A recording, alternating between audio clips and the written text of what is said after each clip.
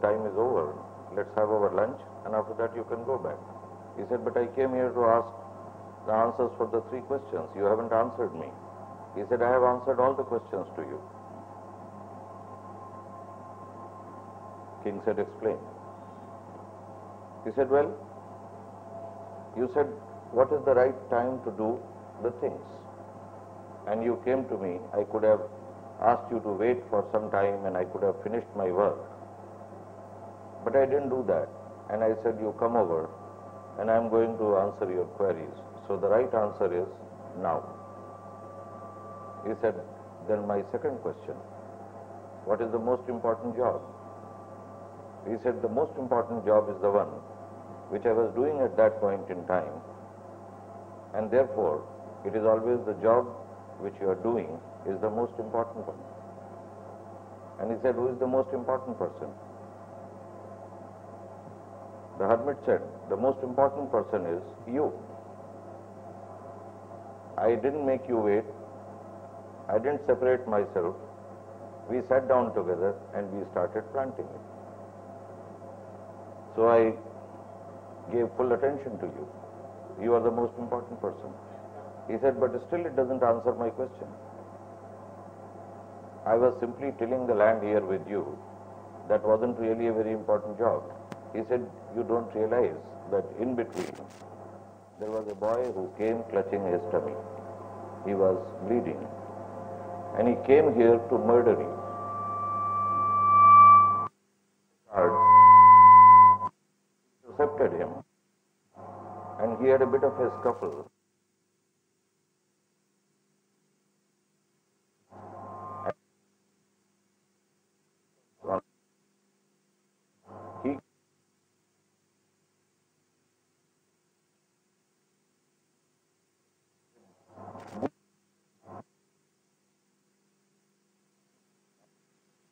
If I had asked you to wait, if you were sitting alone,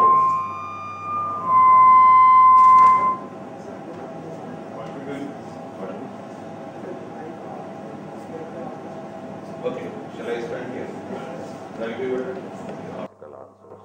So now let's begin with the formal address. We are assembled to really find out what exactly it is to be like a leader. What are the characteristics of a leader? The characteristics are lofty vision, affectionate and tolerant attitude towards your colleagues, judicious nature, and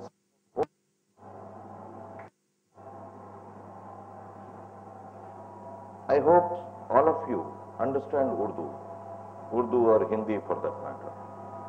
Anyone who doesn't understand, he can raise his hands. You understand Hindi. Hindi is basically almost like Urdu.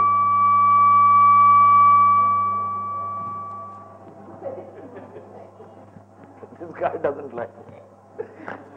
Okay, I think that is better. Is that fine or no? Still he has Allama Iqbal as a poet, and in a very concise manner, the definition of a leader comes from him in an Urdu couplet. And any one of you who wouldn't understand, I'll translate that in English. It simply says that there are 3 qualities that are needed for a leader to be. And in Urdu it says, Nigah buland, Jaan pursoz, सुखन दिल नवाज, यही सिफत है मेरे कारवां के लिए.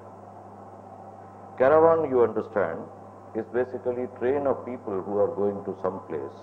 When you did not have the roads and you did not have the kind of rail track or other communication system, people used to travel on foot or they used to travel in carts and horses. But for the purposes of safety, they assembled together and the whole train of people used to move. And in that group, which was a very heterogeneous group, there was someone who was supposed to be the leader of that train. It is to define the qualities of the leader who has to take a train along with him which comprises of very heterogeneous mass. Translate that in terms of the business that you are in. We all run construction sites, and a construction site will have all kind of people there. You will have workers, you will have supervisors, you will have your own departmental workers, and you will have subcontractor or labor suppliers workers, you will have engineers, you will have managers, and you will have accounts persons, and every discipline would be represented there. That's like a caravan, and as the project manager, you are supposed to be the leader of that caravan. What all it requires? Let's translate this Urdu couplet into English. Nigah buland is the lofty vision. You should be able to forecast. You should be able to see where you are going. That's the first quality of a leader. Ja pursoz. It means that your heart should be full of empathy for people. You will not be partial to anybody, but at the same time, you will treat them equitably, fairly, and that is what it is to be a leader. Sukhan dil nawaz. Sukhan is way of speech. How you speak, that basically makes you a leader or a non-leader. Now, if you possess these three qualities, then you are basically the leader of the caravan. That is something which is a definition that has been given, and I think all of us agree that these are the basic three qualities that are needed in a natural leader or a leader in making.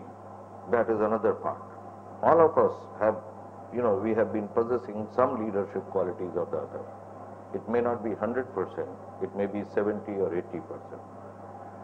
This discussion that we are going to have now is basically to remind you of those qualities which have gone latent, and now they will have to be brought onto the surface.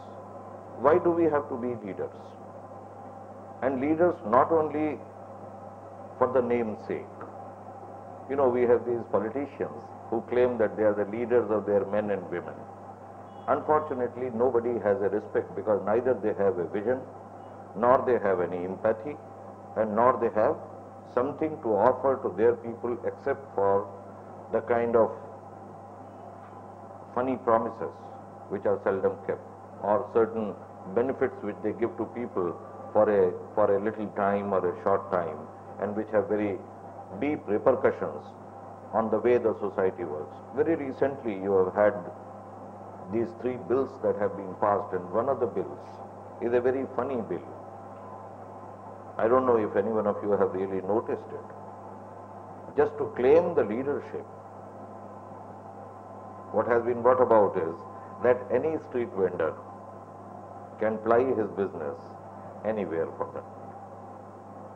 Now you can imagine what a fracas will be, the traffic, and what repercussions that will basically be bringing on the quality of life that all of us have. So this is a display of a vision which is narrow, constricted, and that doesn't make the leaders who claim that they are the leaders. I'll basically be talking about some of the leaders. They had been in past. And when you start thinking of the leaders, a couple of names immediately spring. Emperor Akbar. What were the qualities of Emperor which made him a person who is still remembered? Although none of us are his subjects anymore, he is not there, his dynasty is finished and everything is gone. But the person is larger than life and is still alive. Alexander the Great, a young person who died at an age of 31 or 32, had conquered almost the entire known world in a short span of about 14 years. He was responsible for annihilating the most powerful empire of his days, that was the Persian Empire.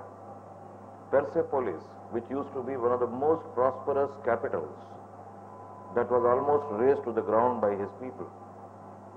And in his lifetime, he could establish 32 Alexandrias. They were independent cities that were created after his name.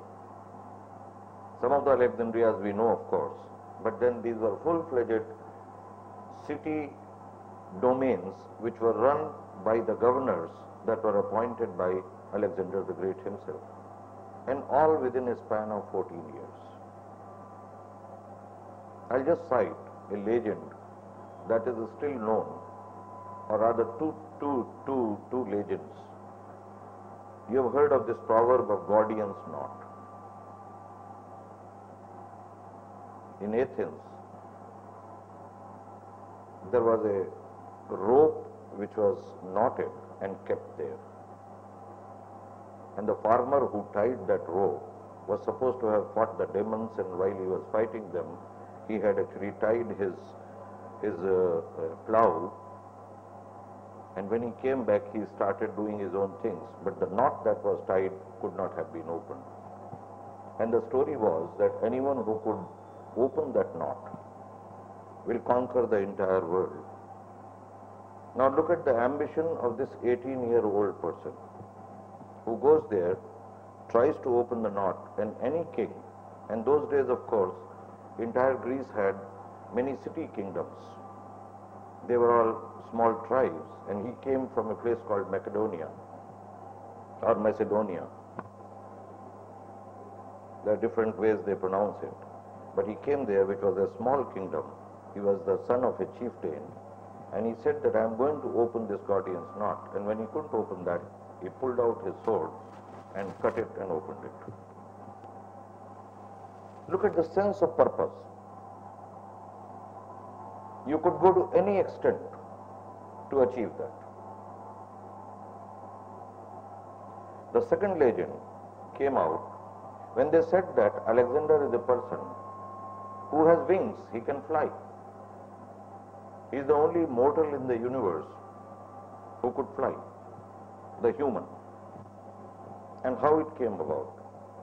During his expeditions, he was there and fighting out with a kingdom which was surrounded from three sides by sea, and it was sheer cliff, and fourth side was the land side. That was the only approach. And the local king there was very much able to protect himself. Like, they speak about Visakhapatnam being a very protected place. It is surrounded from three sides by hills, and then you have the sea. So it's the most safe and secured place when it comes to the strategic safety. Something like this. And the whole army, battlement was at their wits' end. They didn't know really how to conquer this particular place, and without conquering that, they could not have been able to proceed further. That was hampering the dream of Alexander. So he devised a method, and he said that in the sea we will show that my ships are retreating, and they'll just simply be taking time, and the drum beaters were told to beat the drums, and on the beat of the drums he had put in about 100 chiselers with chisel and hammer and started carving out the step in the hill. And as soon as the steps were completed, his armies poured in, and they won the place. And the vanquished never could realize that a human can really approach us and come here. So therefore the legend went out, and it said that Alexander has grown wings and he can fly, and he can also fly his entire army for that matter. That's how the legend went out. Look at Lord Rama. Not as a demigod, as a leader who could mobilize scores and scores of tribes who were oppressed, who were undertrodden, under the regime of Emperor Ravana, who was considered to be the most powerful, the wisest of the persons. And I do not know if all of you are aware that Ravan was basically a Brahmin and a very knowledgeable person. There were few mistakes he committed, and as you understand, the leaders cannot afford to commit mistakes. If they commit mistake, the outcome is always very, very disastrous. That is the precise reason why when myself and Dr. Kumar sat down together, we said that let us meet the head honchos. They are leaders in their own right. But there are certain corners of the cupboard which are dusted, which needing the dusting, and let's dust them out so that you could emerge as the real leaders. Go to the second slide.